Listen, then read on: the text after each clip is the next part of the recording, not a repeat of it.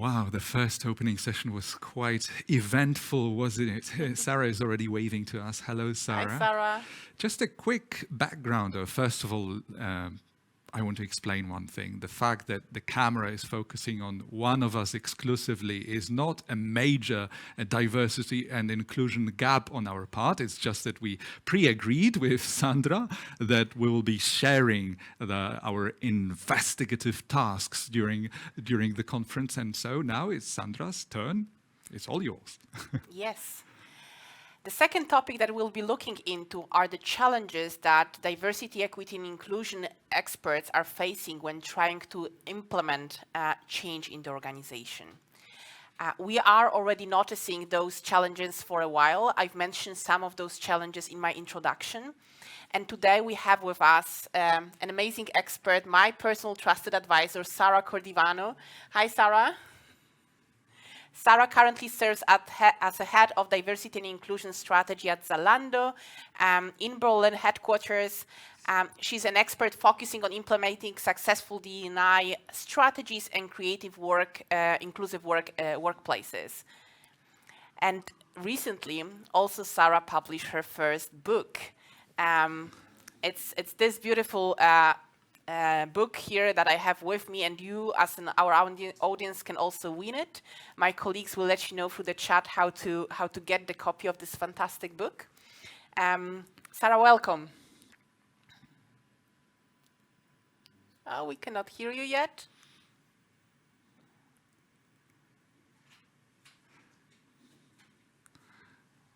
Hopefully we'll unmute at one end or the other, whether it's the studio or your computer. We'll see about that. So bear patiently with us.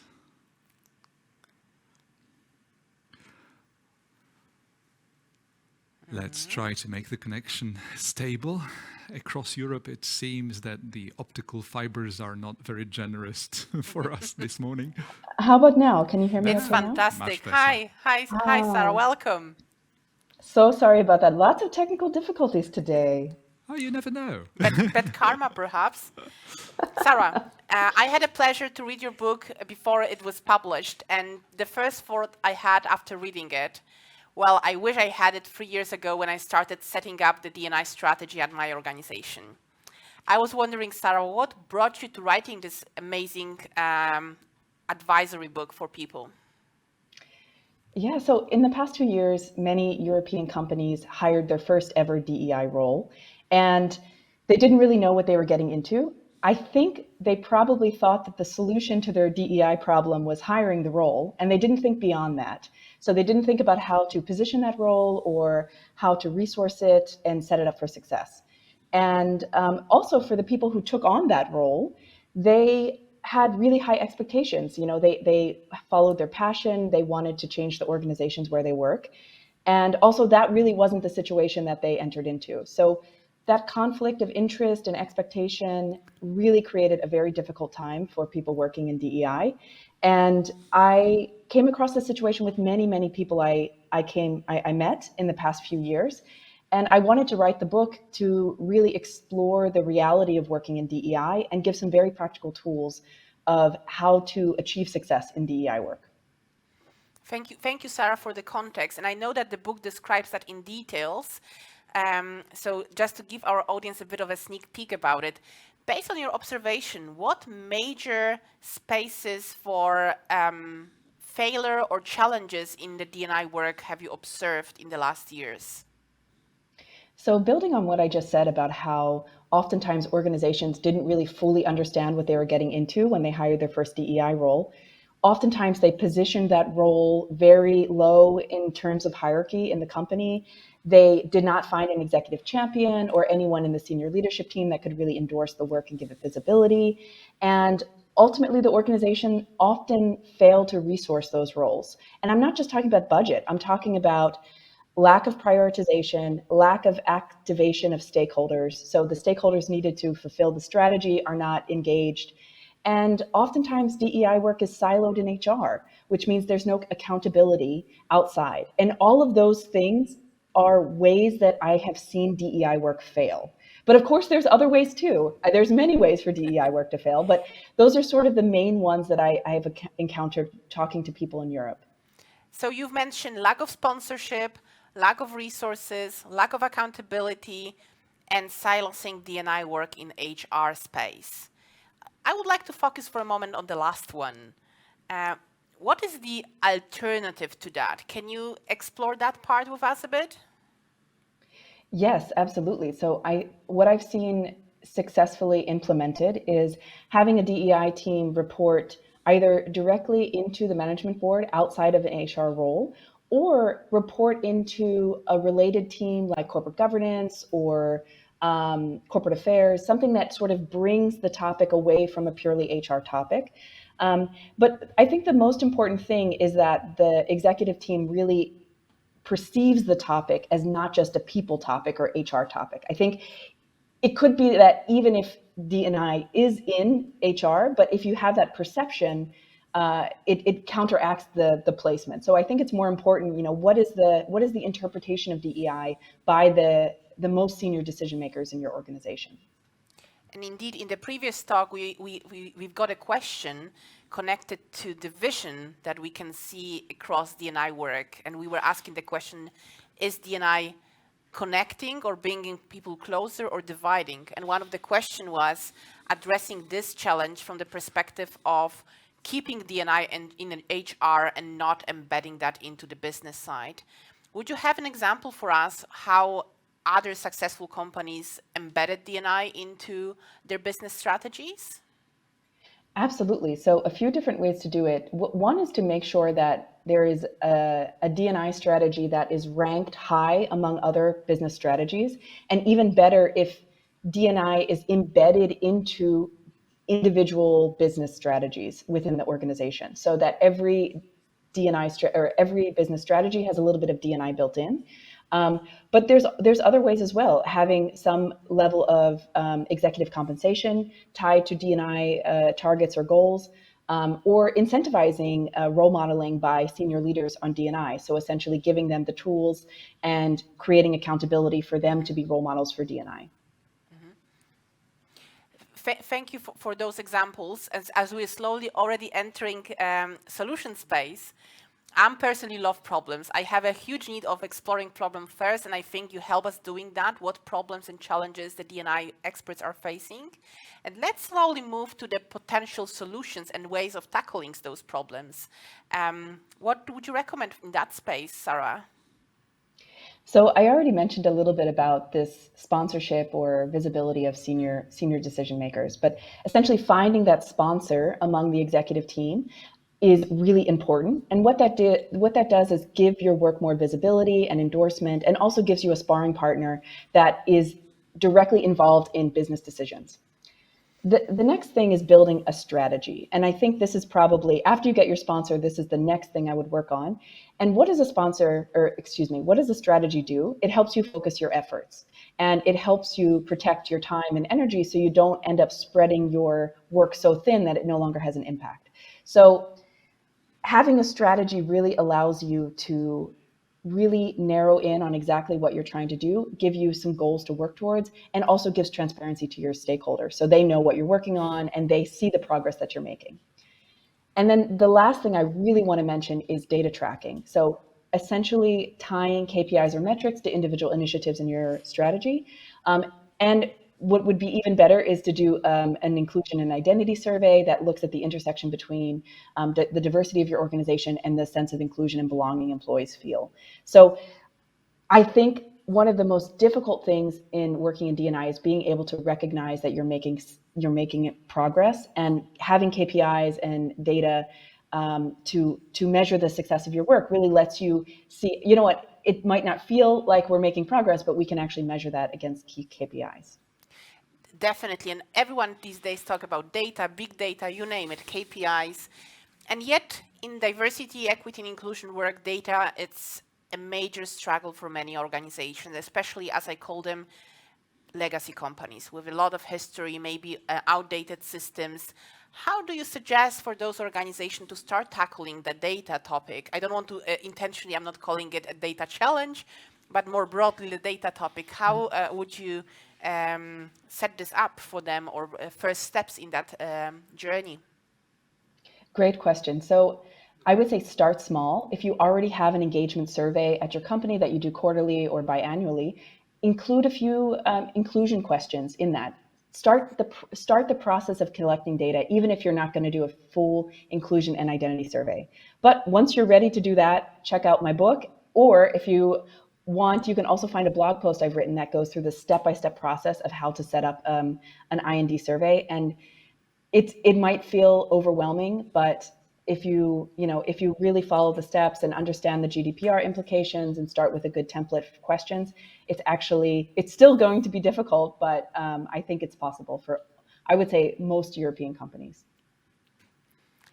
And we're back to studio. Yeah, back to studio. You mentioned, Sandra, yourself mentioned you wish you had Sarah's book 3 years ago. And I'm not sure, Sarah, if you've had a chance to listen to our first debate this morning. Have you? Fortunately, technical difficulties kept me from that. I'm sorry. So the question I want to ask you is, in the opening debate of the first day of the conference, we talked about D&I dividing versus uniting. And if we were to look at it through the prism of the past 3 years which clearly have been out of the ordinary, at least, so to say, would you say there has been more division in perceiving D&I as corporate institutional effort, or there is more unity around it? It's a good question. I think the ultimate goal of our work in DEI is to create a more inclusive organization across all of our employees. And a rising tide lifts all boats. I think sometimes we don't realize that increasing inclusion, for example, for employees with disabilities, it also increases inclusion for employees without disabilities as well. So I like to think about not just a strategy that targets just one or two identities, but really thinking about how does our DEI work actually affect our entire organization and create a more inclusive workplace. So I would say it brings people together and creates a generally more inclusive workplace. Mm-hmm. And we have first question from our audience. Cezanne is asking, how can an organization make sure that they can get meaningful data about minority communities in the company, bearing in mind GDPR policies? Sarah, I believe this is more about self-identification survey direction. Yeah, so GDPR actually does allow you to ask questions about identity. There's two important things to keep in mind. The data has to be kept confidential or even anonymous. And second, there needs to be a consent question at the beginning of the survey. And if you have those two things, you can absolutely do a survey that asks about identity. Of course, it's important to build trust with employees before you ask those questions so they understand why you're asking them and what practical implications it has for the future of your organization. But it's possible. And I think that the barrier, people just assume that GDPR means you can't ask those questions. Not the case. I totally agree. And I think that the part you've mentioned about communication and building trust is an essential success factor before starting such an initiative in the organization. And here we have another question that fully aligns with what I had on my list and wanted to ask you, Sarah. How has the economic condition impacted our industry in Europe? How it changed something in D&I? So basically, how the ongoing micro and economic situation is impacting D&I work and the industries in Europe. Sarah, what's your opinion on that? Yeah, so I'm already seeing an impact on DEI work, and I think the main thing is by making it more difficult to secure resources such as headcount to work on DEI or funding. And I think what that means for us as D&I practitioners is we need to focus really on impact, not just the number of projects, but which projects we're working on and which have the most impact. And sometimes that means critically examining our work and figuring out, how we can focus that better. The next thing is, I think it requires us to really focus on our relationship with our sponsor and make sure that that person is getting us in those decision-making rooms, especially if there's decisions around, hopefully not layoffs, but other critical business decisions about reprioritizing. We really need to be in there to understand what is the intersection of DEI and all of those business decisions.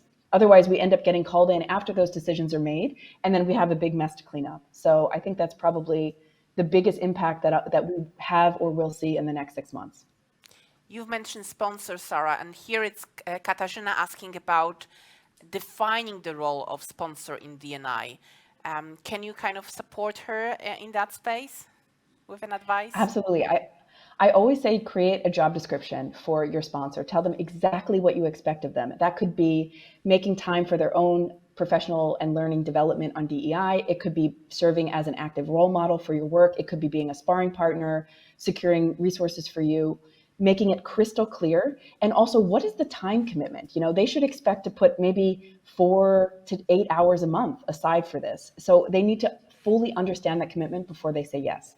And it also needs to be an ongoing commitment, checking in with them every few weeks, every few months, to make sure that they're still willing and able to make that commitment.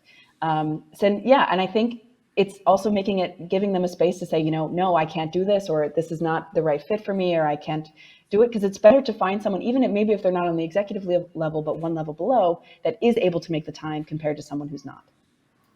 Yeah, definitely. Also, what helps with accountability and transparency in terms of leadership roles are KPIs. And here is a question of MK. What do you think is the best KPI to track for measuring progress on the DEI metrics? Yeah, so I think it depends on the ultimate goals of your strategy. Like, what are you trying to achieve as an organization? But let's say your goal is you want the organization to be more inclusive. The KPI that I would use to measure that is I would create an index based on a series of questions in your D&I survey that essentially ask people whether they feel a sense of belonging, whether they feel psychologically safe, whether they feel like they're treated fairly and equally, and essentially an index that would aggregate all those answers. And then you can see whether that measure of inclusion or inclusion index changes over time. And the perfect scenario would be if you also have identity data, you can see how that inclusion index actually varies by identity. So then you can see, okay, well, maybe our initiatives are having an impact for one identity group, but not another. And then you can try to figure out why that's happening and hopefully address that.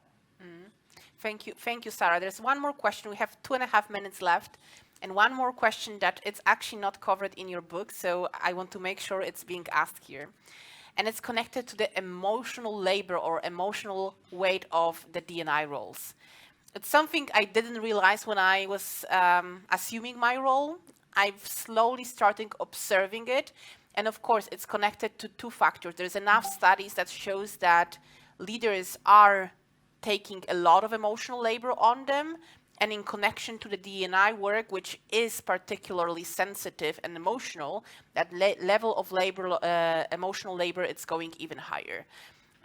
What advice can you have for all D&I leaders when it comes to that space? I'm always saying put your own oxygen mask first, but it's just a first step. What else? Yeah, so maybe 3 quick tips on this. The first is managing expectations. So your expectations for yourself, but also what others have for you, and being very transparent to them, what is in scope of your job, what is not, what you can accomplish, what you can't, what you do have control over and what you don't.